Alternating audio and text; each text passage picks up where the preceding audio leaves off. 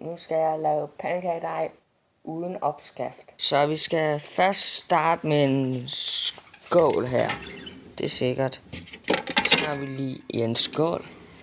Og så skal vi have noget mel. Og så har vi mel. Jeg ved ikke, hvor meget mel vi skal have. Som sagt, jeg gør det uden opskrift, fordi jeg er super sej. Så har vi noget her. Skal vi sige sådan 2 skefulde. Det ser ud til at være nok. Så skal vi have noget mælk. Dup. Så har vi mælk. Nå, det ser fint ud.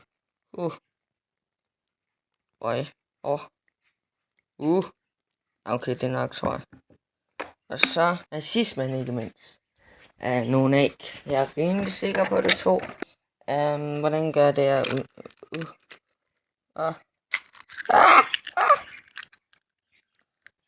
Okay, gør det med en hånd igen. Ja. Det var næsten perfekt, den der. Nu skal vi have den der mixer piskeris. Ikke fint. Den er fedter. Den skal vi bruge. Og nu skal vi bare piske. Godt. Vi pisker.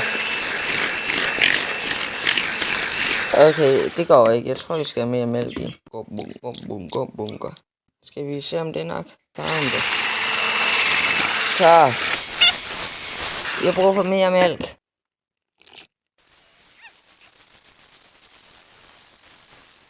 Prøv at se konsistensen af det her. Hvad er det her for noget? Og ved du hvad, jeg tror ikke, jeg giver os steg på panden, så vi henter bare vaflerne til det. Så har vi den her vaffelbager. Skal vi ikke lige starte med noget smør, så det ikke helt brænder på? Så har vi noget smør. Så kan vi bare smøre det til.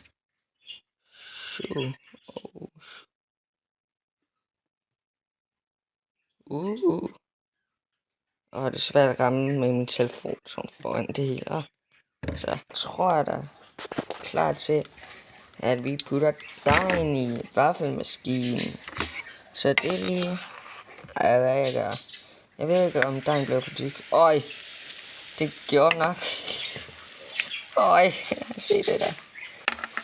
Jeg tror, den blev for tyk.